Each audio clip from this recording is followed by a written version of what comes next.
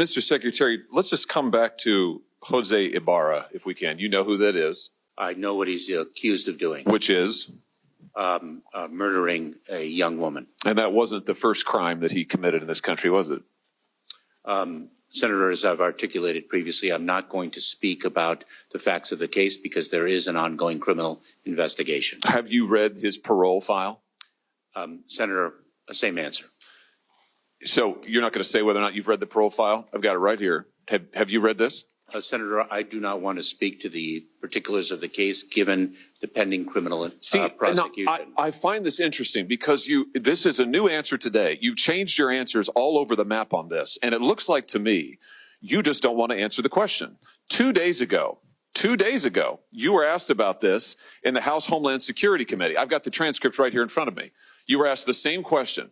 Jose Ibarra, why was he paroled? You said, I don't know. You didn't know 2 days ago. Now, interestingly, on April the 10th, 6 days before that, you gave Senator Katie Britt a different answer. She asked you the same question. She said, why was Jose Ibarra paroled into the United States? You said, and I quote, Ranking Member Britt, there was no derogatory information of which we were aware. So you were happy to comment on the case then on April the 10th. By April the 16th, you had developed amnesia. And today you say you just won't comment. And now we do have the parole file. And now we all know that the reason he was paroled into this country was because lack of detention capacity, which, as you and I both know, is not a valid reason under the statute. Now suddenly you don't want to talk about it. This is extraordinary. It's also a pattern with you. So let me just try one more time. Have you read the parole file? Senator, I'm going to give the same answer, and let me say it. Well, which one? Are you going to give me the answer you gave to Senator Britt? Or are you going to give the answer you gave to Congressman Bishop? Or the answer you gave to Senator Paul? Or do you want to try a fourth one? Senator, I will not speak to the particulars of the case, given the pending criminal prosecution. Yeah, well, I'm sure. Well, you certainly, of course you don't want to, because it is an absolutely damning indictment of your policies. Let's just review Jose Barrera. So he's in this country. He has a criminal history. September 14th, he is arrested in New York by NYPD for what? Injuring a child. What happens? The offense was never prosecuted and the arrest was expunged. I'm reading right out of the parole file. Nothing is done to this guy. He had a criminal record to start with. He's in the country on illegal grounds. You have falsely and illegally allowed him in. He commits a crime against a child. He's not prosecuted. It's expunged. So this is your policies in action, Mr. Secretary. A criminal is permitted into this country on grounds flatly not permitted, flatly contradictory to the statute. He commits a crime against a child, and then he gets a work permit. And then what's he do? Well, we all know. Then in February, he commits the heinous crime against Laken Riley. Is this a record that you are proud of?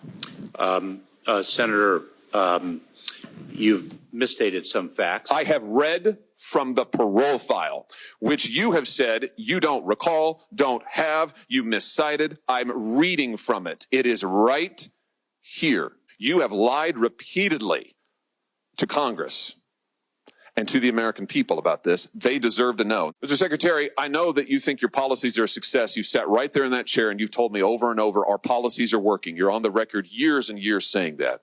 Maybe they're working for you. Maybe they're working for your political objectives, whatever they may be. I don't know. But they're not working for Laken Riley or Travis Wolf or the people of my state. They are, in fact, a travesty. What you have done is a travesty. And, sir, it is long past time for you to go. Thank you, Mr. Chairman. For what reason was the alleged killer of Laken Riley, Jose Ibarra, paroled and allowed to come into this country? Ranking Member Paul, first and foremost, all our hearts break for the family of Ms. Riley. Secondly, the perpetrator of this heinous criminal act needs to meet justice to the fullest extent of the law, and I will not comment on the particulars of the case because the matter is being prosecuted by authorities now. This isn't on the case of whether or not he murdered her. This is on the case of why you paroled him. Why was he paroled?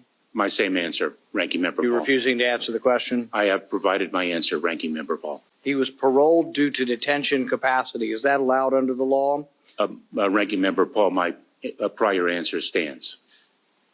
Which means you're not going to answer the question. Are you pleading the Fifth Amendment? No, Ranking Member Paul, I've answered the question. The number of individuals encountered at the border exceed the number of beds available in our detention facilities. That is not something specific to this administration. That is something that has been true. You might have more beds if they remained in Mexico. I don't know. I'm just so sickened and sad by the families that have lost loved ones from this.